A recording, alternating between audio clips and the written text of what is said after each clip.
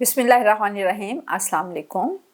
मेरा नाम प्रोफेसर शम्सा हुमायूं है और मैं academic adviser, faculty member, college of physician and surgeons Pakistan और senior vice president medical women association of Pakistan. आज का हमारा मौजू है कि हमल के दौरान ख़वातीन को किस तरह की ग़ज़ा इस्तेमाल करनी चाहिए, या हम कह सकते हैं कि कौन सी ग़ज़ा माँ और बच्चे की सेहत की ज़ामन है। बैलेंस डाइट का जब हम नाम लेते हैं या मुतवाज़न ग़ज़ा का दें तो उसके अंदर मैक्रोन्यूट्रिएंट्स जैसे कार्बोहाइड्रेट, प्रोटीन, फैट्स, फाइबर, पानी और माइक्रोन्यूट्रिएंट्स के अंदर आपके विटामिन और मिनरल्स शामिल हैं। जो हम खाना खा रहे हैं रूटीन के अंदर वो सफिशेंट है, लेकिन हमल के दौरान हमारी कैलोरी रिक्वायरमेंट थोड़ी सी ज़्यादा हो जाती है। 300 कैलोरीज़ पर डे एक हामला औरत को खातून से ज़्यादा चाहिए। अब ये कैलोरीज़ और रूटीन कैलोरीज़, हमें वो खुराक खानी चाहिए जो हमारे और हमारे बच्चे की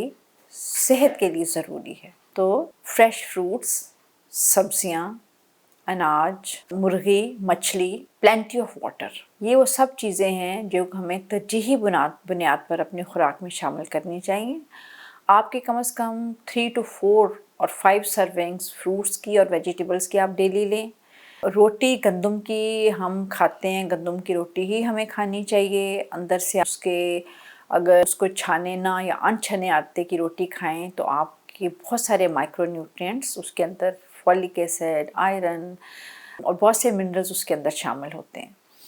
दिन के अंदर आप अपने खाने को 5 या 6 पोर्शंस में डिवाइड कर सकते हैं और हर पोर्शन के अंदर आप नट्स भी ले सकते हैं, आप फ्रूट्स ले सकते हैं, वेजिटेबल्स ले सकते हैं, प्लस मछली जैसे मैंने कहा, चिकन मैंने कहा, मिल्क 1 ग्लास या 2 ग्लास दूध के, लेकिन लो फैट, प्लस दही वो भी लो फैट आप लें। तो ये वो चीज़ें जो तरजीही बुनियाद पर आपको शामिल करनी चाहिए। अब सवाल पैदा होता है कि कौन सी ग़ज़ाएँ हैं या आदात हैं जिनसे हमें परहेज़ करना चाहिए। हमें चाय पीने की या कैफ़ीन की बहुत ज़्यादा आदत होती है, तो मेरी आपको ये मशवरा है कि आप जितना कम से कम का इस्तेमाल कर सकें वो करें, क्योंकि ये आपके बच्चे के लिए भी अच्छी नहीं है और आपकी अपनी सेहत के लिए अच्छी नहीं है। और इसके अलावा जो आर्टिफिशियली स्वीटेंड ड्रिंक्स हैं, जूसेस हैं जो डब्बे में बंद मिलते हैं जिसमें बहुत ज़्यादा शुगर होती है, इससे भी परहेज़ करें।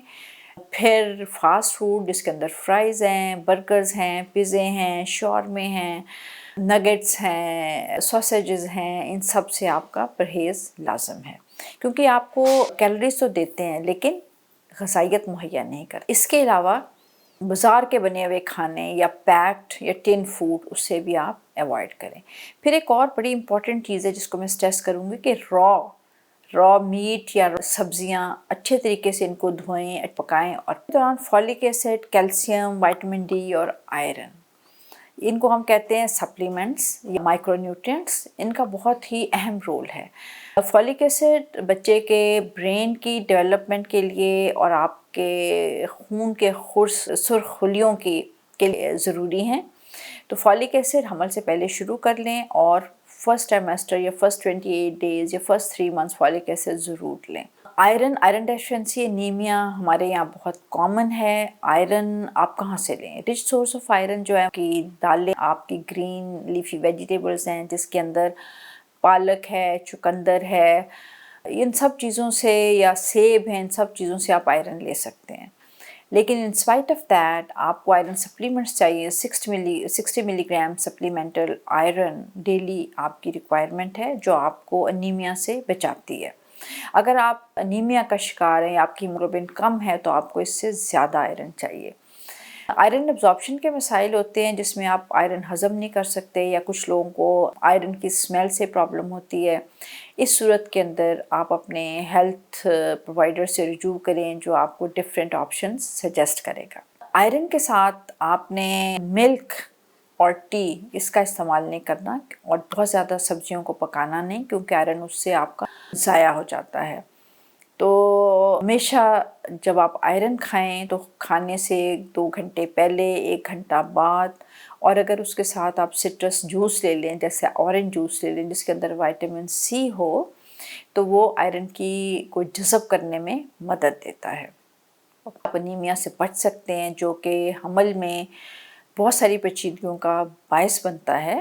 انیمیا کی وجہ سے نہ صرف آپ کے بچے کی گروتھ متاثر ہوتی ہے بلکہ وہ لو برتھ، وقت سے پہلے یا قبل از پیدائش یا پری میچور بچہ پیدا ہو سکتا ہے، اور آپ کے اندر بعد میں حمل کے دوران اور ڈیورنگ ڈیلیوری زیادہ بلیڈنگ کا۔ انیمیا از ون تھنگ جس سے آپ بچ سکتے ہیں اچھی خوراک سے اور سپلیمنٹ سے۔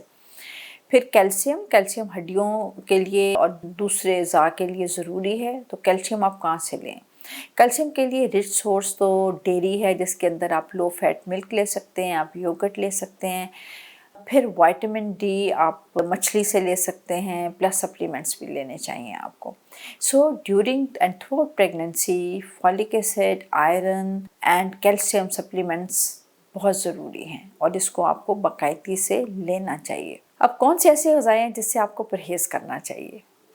پرہیز کرنے کے لیے بازاری پھر فاسٹ فوڈ، بیکری، میں نے شوگری ڈرنکس اور ڈبے میں بند جوسز، ان سب سے اوائڈ کریں۔